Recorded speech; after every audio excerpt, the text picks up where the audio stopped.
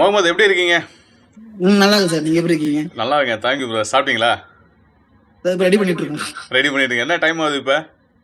இப்ப கரெக்டா 8:30. 8:30 மார்னிங் 8:30 ஆகுது. Right, okay, fine. முகமது, நம்ம இன்டர்வியூக்குள்ளே போகிறதுக்கு முன்னாடி நீங்கள் வந்து தமிழ்நாட்டில் பிகாம் முடிச்சிருக்கீங்க. அதுக்கப்புறம் சேஃப்டி ஆஃபீஸர்ஸ் அந்த ரோலில் நீங்கள் ஒர்க் பண்ணியிருக்கீங்க. ஸோ அதுக்கப்புறம் சடனாக வந்து பார்த்தீங்கன்னா ஃபுட் டெலிவரி அப்படின்ற ஒரு ஆப்ஷன்ஸாக இந்த போசியானா அப்படின்ற ஒரு கண்ட்ரிக்கு வந்து நீங்கள் வந்திருக்கீங்க. எங்கே இந்த சேஞ்சஸ் ஆச்சு? எதுக்கு இந்த மாதிரி ஒரு பிளாட்ஃபார்மை சூஸ் பண்ணீங்க? இல்ல சார், ஃபர்ஸ்ட் ட்ரை பண்ணிட்டு இருந்தேன். இந்த மாதிரி நம்ம ரிலேட்டிவ்லாம் ஜாபுக்கு போலாம் அப்படின்னு சொல்லிட்டு ரொம்ப ட்ரை பண்ணேன். அதுக்கு யாராச்சும் கிடைக்கல. எல்லாம் என்ன சொன்னாங்கன்னா, சரி இங்கேன்னு ஒரு ஒர்க்குக்கு போயிட்டு அங்க மூவ் பண்ணிக்கலாம் அப்படின்ற மாதிரி ஐடியா கொடுத்தாங்க. அதுக்காக தான் இந்த ஜாப் தேர்ந்தெடுத்து வந்தேன் தவிர மற்றபடி இந்த ஜாப் லைக் பண்ணியோ இது பண்ணியோ. இப்போ நீங்கள் வந்து இந்த ஃபுட் டெலிவரி எவ்வளோ நாளாக இந்த ஒர்க்கை நீங்கள் அங்கே பார்த்துட்டு இருக்கீங்க? இப்போ 8 மந்த்தாக ஒர்க் பண்ணிட்டு இருக்கேன் சார். லாஸ்ட் 8 மந்த்தாக ஒர்க் பண்ணிட்டு இருக்கீங்க. ஓகே. ஃபர்ஸ்ட் நீங்கள் வந்து போன உடனே எந்த கம்பெனியில் நீங்கள் வந்து ஜாயின் பண்ணீங்க? குளோபான்னு சொல்லிட்டு இன்டர்நேஷனல் கம்பெனி சார். அதில் ஜாயின் பண்ணோம். அதில் ஜாயின் பண்ணீங்க. இந்த கம்பெனியில் ஜாயின் பண்ணுறதுக்கு யார் உங்களுக்கு ஹெல்ப் பண்ணா? நீங்களே அப்ளை பண்ணீங்களா, இல்லை ஏதாவது ஏஜென்சி மூலிமா வந்தீங்களா? இல்லை சார், ஏஜென்சி மூலிமா தான் சார் ஒர்க் பண்ணேன். ஏஜென்சி மூலிமா தான் நீங்கள் வந்தீங்க. ஸோ ஏஜென்சி மூலிமா பண்ணாங்க. இந்த ப்ராசஸ் எவ்வளோ நாள் பண்ணி கொடுத்தாங்க? எவ்வளோ நாள் டைம் எடுத்துக்கிட்டாங்க நீங்கள் உள்ளே வர்றதுக்கு? 1 year எடுத்துட்டாங்க சார். அதாவது வந்து நாங்கள் வந்து கவர்மெண்ட் அப்ரூவல் வாங்கின ஏஜென்ட்னு சொல்கிறாங்க. ஓகே. ஆனால் அதுவுமே அவங்க சொல்கிற 100% பொய் தான். அப்படி சொல்கிறது அவங்களுமே பொய் தான் சொல்லி எங்களை ஏற்றுறாங்களே. அதாவது இங்கே வந்து விசாரித்த வரைக்கும் அதர் கண்ட்ரிலேருந்து வந்தவங்க அதர் கண்ட்ரின்ற அதர் ஸ்டேட்ல வந்தவங்கள்ட்ட கேட்டால் வெறும் 1 லட்ச ரூபா, 1,20,000 ரூபா அதிகபட்சம் அதான் செலவு பண்ணி வந்திருக்காங்க. ஓகே. இப்போ தமிழ்நாட்டிலேருந்து ஒரு கம்பெனி ஒரு ஏஜென்சி பேர் இருக்கு. அவங்க எடுக்கிறது பார்த்தா ரொம்ப ஐயாயிரம் இது பண்றாங்க.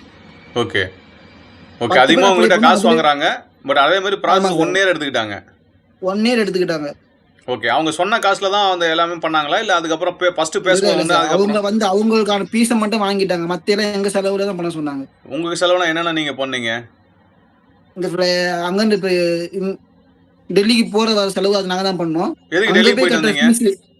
3 தடவை போயிட்டு வந்தோம் சார் டெல்லிக்கு. அந்த எம்பசிக்காக. எம்பசி. ஓகே. எம்பசில 3 தடவை இது ஃபர்ஸ்ட் அப்பாயின்மெண்ட் கிடைக்காம போய் மறுபடியும் போனீங்களா? ஃபர்ஸ்ட் அப்பாயின்மெண்ட் கிடைச்சு அங்க போனோம் சார். அப்ப அங்க போயிட்டு ப்ராசஸ் முடிச்சதுக்கு அப்புறம் அவங்க சொன்னாங்க நாங்க கூப்பிடுவோம். ஓகே. அப்படின்னு சொன்னாங்க ஸ்டாம்பிங்க்கு. ஓகே. அதனால நாங்க ரிட்டர்ன் வந்துட்டோம்.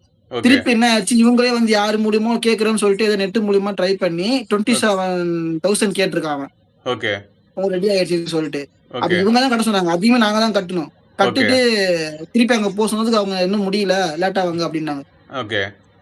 அப்ப திருப்பி நாங்க ஊருக்கு வந்து திருப்பியும் ஒரு 1 week ஆஃப்டர் திருப்பி நாங்க போயிட்டு வாங்கிட்டு வந்தீங்க. ஃளைட் டிக்கெட்லாம் உங்க சார்ஜஸ் தானா? எல்லாமே எங்க தான் சார். அதான் உங்க சார்ஜ், நீங்க தான் செலவு பண்ணிட்டு வந்தீங்க. ஓகே. ஃபர்ஸ்ட் வந்தோடனே அந்த கம்பெனில எவ்வளவு சம்பளம் எடுத்தீங்க நீங்க? ஃபர்ஸ்ட் வந்தோடனே ஒரு 1 month இங்க இருந்தோம் சார். எல்லா ப்ராசஸ் போயிட்டு இருந்துச்சு. ஓகே. அது முடிஞ்சதுக்கு அப்புறம் கம்பெனில ஜாயின் பண்ணதுக்கு அப்புறம் 1 lakh மேல எடுத்தோம் சார். 1 lakh மேல எடுத்தீங்க. இந்த 1 lakh மேல எடுத்ததுக்கு வந்து எவ்வளவு நேரம் நீங்க வந்து ஒர்க் பண்ணுவீங்க? அது 10 hours மேல ஒர்க் பண்ணுவோம் சார் 1 lakh எடுக்கிறதுக்கு. ஓகே. 1 weekல எவ்வளவு நாள் ஒர்க் பண்ணுவீங்க? இப்போ 7 நாள்னா நீங்க நம்பர் ஆஃப் டேஸ் எவ்வளவு நாள் ஒர்க் பண்ணுவீங்க? நான் 6 சார். வீக்லி 1 நான் லீவ் எடுத்துப்பேன். ஓகே. வீக்லி 1 day நீங்க லீவ் எடுப்பீங்க. 6 days ஒர்க் பண்ணுவீங்க. இந்த 6 daysல வந்து நீங்க சூஸ் பண்ணுவீங்களா? 10 hoursன்றது நீங்க சூஸ் பண்ணுவீங்களா? இப்போ காலைல சொல்லுவோம் இல்லைங்களா? நாங்க சூஸ் பண்றதா சார். ஆமா. சோ ஓவராலா ஒரு நாளைக்கு 10 hours. அந்த ஆப்ல ஷெட்யூல் மாதிரி ஒன்னு இருக்கும். நம்ம எப்போ ஒர்க் பண்றோம் சொல்லிட்டு நாம சூஸ் பண்ணி நம்ம புக் பண்ணிக்க வேண்டியதான் சார். அந்த இப்போ நீங்களே அதுல ப்ரீ பிளான்ட் போட்டுக்கலாம். நான் காலைல 2 hours ஒர்க் பண்றேன், மதியம் 2 hours ஒர்க் பண்றேன், நைட் ஒரு 4 hours ஒர்க் பண்றேன், நீங்க ஷெட்யூல் போட்டுக்கலாம். முன்னாடி நாங்க புக் பண்றோம். ஓகே. உங்களுக்கு salary எல்லாம் எப்ப கிரெடிட் பண்ணுவாங்க? இப்போ எங்க ஏஜென்சி மூலமா தான். நாங்க வந்து தேர்ட் பார்ட்டி. ஓகே. இவங்கள்ட்ட நாங்க என்ன பேசிருக்கோம்னா 15 days ஒன்ஸ் நாங்க பேசிருக்கோம் சார். 15 days ஒன்ஸ் நீங்க வாங்குற மாதிரி நீங்க பிளான் பண்ணி வாங்குறீங்க. நீங்க 15 days ஒன்ஸ் நீங்க வாங்கிக்கலாம். நீங்க உள்ள போனதுக்கு அப்புறம் வந்து உங்களுக்கு பேங்க் அக்கவுண்ட்லாம் அங்க ஓபன் பண்ணிக்க முடியுதா? அல்ல இவங்களே பண்ணி கொடுத்தாங்க. அதெல்லாம் ஹெல்ப் பண்ணாங்க. எல்லாம் அவங்களே பண்ணிடுறாங்க. இப்போ ரூம் ஸ்டே பண்றீங்களே, இந்த ரூம்லாம் வந்து எப்படி அவங்க எடுத்து கொடுப்பாங்களா, இல்ல நீங்களே ஓனா போய் ஃபைண்ட் அவுட் பண்ணி நீங்க எடுத்துக்கணுமா? இல்ல சார், நாங்க வரதுக்கு முன்னாடி அதாவது இவங்க ஒரு கம்பெனியா ஒன்று ஆரம்பிச்சிருக்காங்க. ஏஜென்ட் பேடுன்னு சொல்லிட்டு கம்பெனி பேர் ஆரம்பிச்சு நான் என் கம்பெனிக்கு எடுக்கிறோம்னு சொல்லிட்டு இவங்க எடுத்து இன்னொருத்தவங்கள்ட்ட கொடுக்குறாங்க. ஓகே. Third party. ஓகே. ஆமா. அதனால இவங்க எங்களுக்கு ரூம்லாம் எடுத்து அரேஞ்ச் பண்ணி தான் வச்சிருந்தாங்க. ஓகே. வந்தானா ரூம் ரெண்ட் நாங்க கொடுக்குற மாதிரி இருக்கு அவங்கள்ட்ட ஷேர் பண்ணி. இவங்கள்ட்ட ரூம் ரெண்ட்னா நீங்க ஒரு ரூம்ல எத்தனை பேர் ஸ்டே பண்ணிருக்கீங்க? ஒருத்தருக்கு எவ்வளவு சார்ஜஸ் வருது நம்ம ஊர் காசுக்கு? இப்போ வந்து 3 ரூம் இருக்கு சார். 3 ரூம் ஒரு ரூம்ல 2 பேர் கணக்கு பண்ணி 6 பேர் இருக்கிறோம். ஓகே. 6 பேருமே ஷேர் பண்ணி அவங்கள்ட்ட இது பண்ற மாதிரி இருக்கும். ஓகே. எவ்வளவு செலவு பண்றீங்க நீங்க ஒரு மாசத்துக்கு அந்த ரூமுக்கு மட்டும்? ரூமுக்கு மட்டும் இப்போ 150 கிட்ட இருக்கும் சார். இந்த ஊர் காசு 150.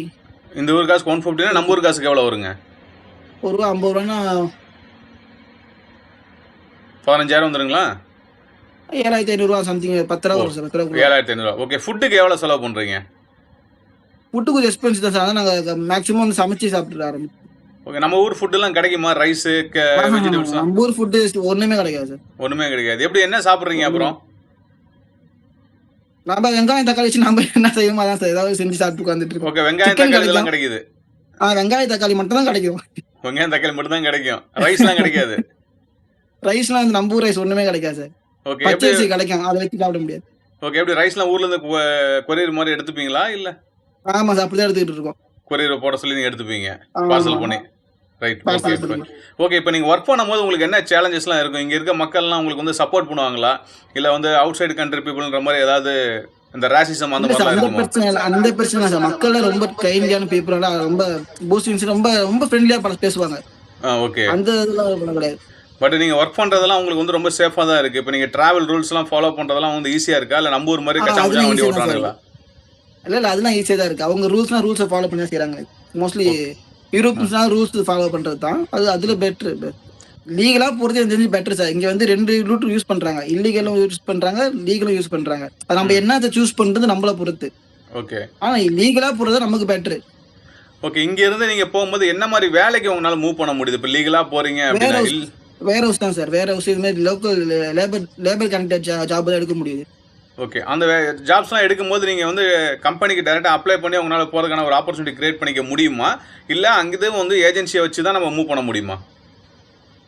எனக்கு தெரிஞ்சு டேரெக்டாக அப்ளை பண்ணலாம் சார். டேரெக்டாக அப்ளை பண்ணலாம். பாசிபிலிட்டிஸ் வந்து இருக்குது. நல்லா ஆமாம் பாசிபிலிட்டிஸ் இருக்குது. ஏன்னா ஏஜென்ட்டே டக்கு நமக்கு எல்லாமே கொடுக்குறப்ப ஒரு கம்பெனி ஈஸியாக அப்ரோச் பண்ணலாம் நம்ம. ஓகே. ஃபைன். ஓகே. பட் அது இந்த கண்ட்ரி கைடன்ஸ் தான் இல்லை. ஓகே. கைட்லைன்ஸ் வந்து உங்களுக்கு இல்லை. ஓகே. ஆமாம். இப்போ இந்த கண்ட்ரிக்கு நம்ம வரணும் அப்படின்னா இந்த கண்ட்ரில இருந்து சர்வே பண்ணுறதுக்கான பாசிபிலிட்டிஸ் ரொம்ப கம்மி தான். பெரிய இன்கம் ஒன்றும் கிடைக்க போகிறது கிடையாது. பட் ஆனால் சங்கன் கண்ட்ரிக்கு போகிறதுக்கு இது ஒரு ட்ரம் கார்டாக யூஸ் பண்ணணும்னு நினைக்கிறவங்க இங்கே வேலைக்கு வரலாம். ஆமாம் சார். இப்போ ஃபுட் டெலிவரி தாண்டி வேற என்ன கேட்டகரியில் உள்ள போகலாம்? இப்போ இந்த சூப்பர் மார்க்கெட்லாம் சொல்லுவாங்க இல்லைங்களா? ஸோ வேற என்ன ஆமாம் சார். கேட்டகரியில் உள்ள போகிறதுக்கான ஆப்பர்ச்சுனிட்டி இருக்குது இதை தவிர?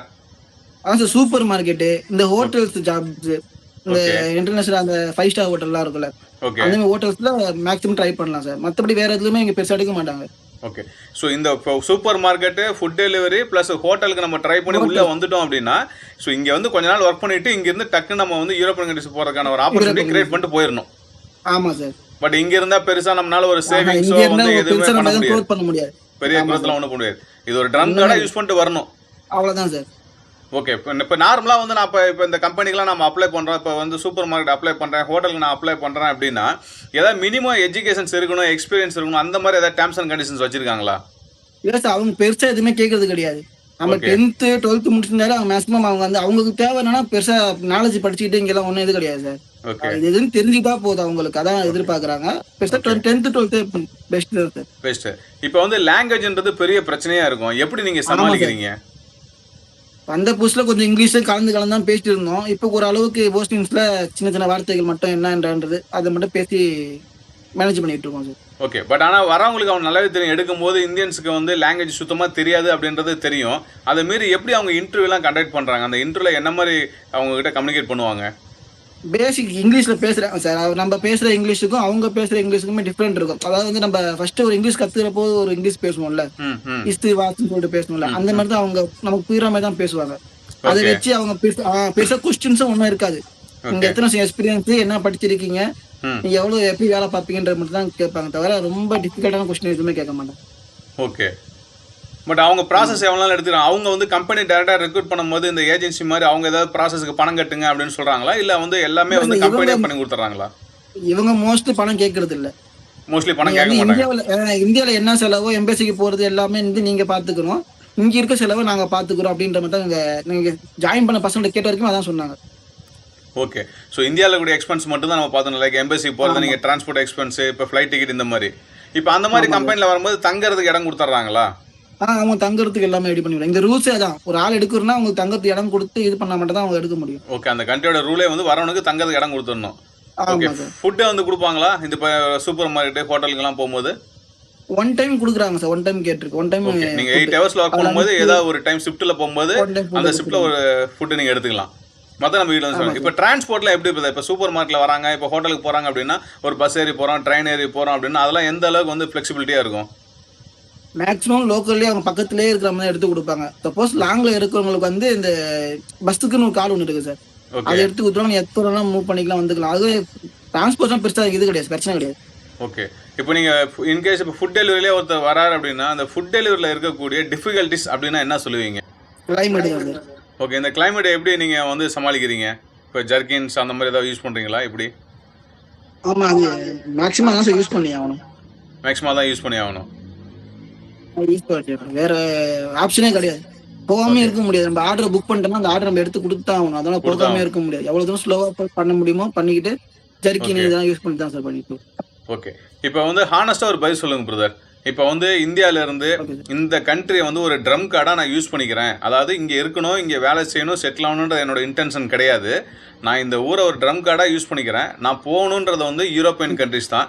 அதுக்காக இதில் வந்து சூப்பர் மார்க்கெட்லையோ இல்லை ஹோட்டல்லையோ இந்த மாதிரி ஃபுட் டெலிவரிக்கோ நான் வரேன்.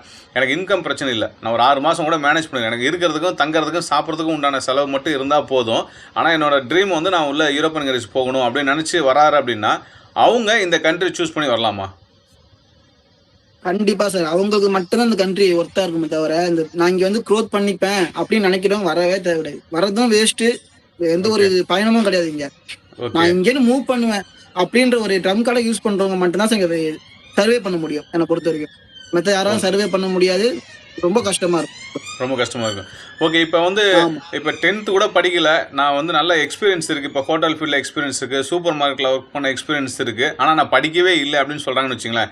இப்போ பல நபர் துபாயில் ஒர்க் பண்ணுறவங்க, மாலத்தீவில் ஒர்க் பண்ணுறவங்களாம் இருக்காங்க. ஸோ இந்தியாவில் ஒர்க் பண்ணுறவங்களும் இருக்காங்க. ஆனால் படிக்கவே இல்லைன்னு சொல்லக்கூடிய நபர்கள் அவங்க அப்ளை பண்ணால் அவங்களுக்கு கிடைக்கிறதுக்கான வாய்ப்பு இருக்கா? 100% இருக்கு சார். இங்க மோஸ்ட்லி யாரும் படிப்பு எதுவுமே இது பண்றது கிடையாது. ஓகே. படிப்பு ஒரு பொறுப்பாவே எடுத்தது கிடையாது. நம்ம பிகாம் கொடுத்தாலும் பிகாம்னா என்னன்னு கேட்குற ஆளுங்க இங்க இருக்கவங்க மேக்ஸிமம்.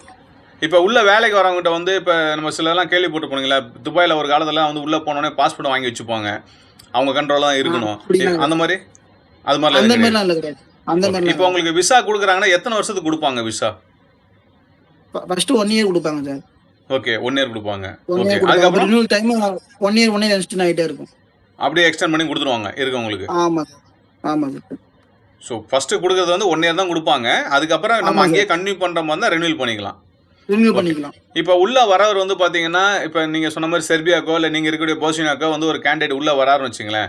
அவர் அங்கே வந்ததுக்கப்புறம் யூரோப்பியன் கண்ட்ரிஸ் போகணுன்றதுக்காக தான் உள்ளே வராரு. அவர் அங்கேருந்து யூரோப்பியன் கண்ட்ரிஸ் போகிறதுக்கான நெட்ஒர்க்கை எப்படி வந்து கிரியேட் பண்ணிக்கிறது? நாங்கள் வந்து இங்கே நாங்கள் அதுக்கு கண்டுபிடிக்கிறது 6 மந்த் மேலே ஆயிடுச்சு சார். நாங்கள் அந்த ஃபோன் மூலியமாவோ இது மூலியமா இங்கே யார் இருக்கிறா பக்கத்தில் யார் இருக்கிறான்னு சர்ச் பண்ணி அப்படி தான் நாங்கள் ரெடி பண்ணுவோம் ஒரு இடத்துக்கு. பட் ஆனால் கான்டாக்ட்ஸ் கிடைக்கிறதுக்கான பாசிபிலிட்டிஸ் கிடைக்கும். ஆமாம் சார். ஓகே. இப்போ உங்களுக்கு தமிழ் பேசக்கூடிய நபர்கள் வந்து நீங்கள் ஏதாவது சந்திச்சிருக்கீங்களா அந்த நாட்டில்? இருக்கிறாங்க sir. Okay fine brother. Okay. நீங்கள் ஃபைனலாக ஒரு இந்த நாட்டுக்கு வரணும்னு நினைக்கிறாருன்னு வச்சுங்களேன். இப்போ இந்த இன்டர்வியூ பார்த்துட்டு யாருக்காவது தோணுது இந்த நாட்டுக்கு வரலாம் அப்படின்னு நினைக்கிறாங்க அப்படின்னா அவங்க வரும்போது என்ன விஷயத்த மைண்டில் வச்சுக்கிட்டு இந்த நாட்டை ட்ரை பண்ணணும் அப்படின்னா என்ன விஷயத்த சொல்லுவீங்க? ஒரே ஒரு விஷயம் தான் சார். இந்த நாட்டில் நான் வேற நாட்டுக்கு போகணும்னு நினச்சா மட்டும் வரணும். நான் இந்த க்ரோத் பண்ணிக்கிறேன், இந்த நாட்டுக்குள்ளேயே போயிட்டு நான் இங்கேயே செட்டில் ஆகணும் அப்படின்ற எண்ணம் இருக்கவே கூடாது. ஓகே. நம்ம காசு கம்மியா வந்தாலும் பரவாயில்ல, ஒரு 10 ரூபா கிடைச்சாலும் பரவாயில்ல, நான் இங்கேன்னு மூவ் பண்றதுக்காக மட்டும்தான் வரேன்னா யூஸ் பண்ணிக்கலாம் சார். மற்றபடி வேற எதுக்காகவும் அதை யூஸ் பண்ணிக்கிட்டோம். டூரிஸ்ட்டுக்கு வரலாம் சார். கண்ட்ரி பார்த்தீங்கன்னா டூரிஸ்ட் கண்ட்ரி பெஸ்டான கண்ட்ரி. சுற்றி பார்க்கறதுக்கும் சரி, மக்கள்கிட்ட பழகிறதுக்கும் சரி நல்லா சூப்பரா இருக்கும். அதை தவிர்த்து நான் இங்க ஸ்டே பண்ண போறேன், ஸ்டே பண்ணி என்னோட குரோத் உயர்த்திக்க போறேன்றதுக்கு எந்த ஒரு பயனும் கிடையாது. ஒரே ஒரு விஷயம் ட்ரம் கார்டு நீங்க சொன்ன மாதிரி இங்க இதை யூஸ் பண்ணி நான் உள்ள போய்க்கலாம், அவ்வளவுதான் சார். மற்றபடி வேற எதுக்காகவும் இதை யூஸ் பண்ணிக்க முடியாது. ஓகே. இப்போ உங்களோட வண்டி நீங்கள் யூஸ் பண்ணுறீங்கல்ல, இந்த வண்டி யூஸ் பண்ணுறதுக்கு வந்து டிரைவிங் லைசன்ஸ்னு ஒன்று வேணும். இந்த டிரைவிங் லைசன்ஸை ஃபுட் டெலிவரி வரவங்க நீங்கள் எப்படி எடுக்கிறீங்க? சார் 50 சிசிக்கு பைக்குக்கு இங்கே லைசன்ஸ் தேவை கிடையாது. நம்ம ஊர் லைசன்ஸ் இருந்தாலே போதும். ஓ ஓகே ஓகே. 50 சிசி இருக்கிறதுக்கு அதுக்கு மேலே வேணா தான் நீங்கள் லைசன்ஸ் எடுக்கணும். ஸோ அதுலேயே உங்களுக்கு ஒரு சான்ஸ் இருக்கு. ஆமாம் sir. Right. Okay fine. Okay thank you brother. So வெளிநாட்டில் இருக்கும்போது ஒரு டைமை ஸ்பெண்ட் பண்ணி பேசணும் அப்படின்றதெல்லாம் சாதாரண விஷயம் கிடையாது. இந்த நெருக்கடியில் எனக்கு நிறையவே தெரியும். இதை தாண்டி எங்களுக்காக வந்து நீங்கள் டைம் ஸ்பெண்ட் பண்ணி ஒரு பாசிட்டிவான சில விஷயங்கள் ஷேர் பண்ணதுக்கு ரொம்ப நன்றி. டெஃபினட்டாக உங்கள் நெக்ஸ்ட் ஸ்டேஜ் வந்து சக்ஸஸ்ஃபுல்லாக அமையணும் எங்கள் சேனல் மூலிமா உங்களுக்கு ஒரு வாழ்த்தை தெரிஞ்சுக்கிறோம். உங்கள் மூலிமா ஏதாவது வந்து அடுத்து எங்கள் சேனல்லேருந்து ஒரு கனெக்ட் கிடச்சிது அப்படின்னா ஏதாவது ரெஃபரன்ஸ் கிடச்சிதுன்னா எங்களுக்கு இன்ஃபார்ம் பண்ணுங்கள். அந்த ரெஃபரன்ஸை நம்ம நேர்களுக்கு வந்து ஷேர் பண்ணுவோம் நம்ம. Okay okay okay thank you so much brother. Thank you thank you so so much. Much. Bye bye. பாய்.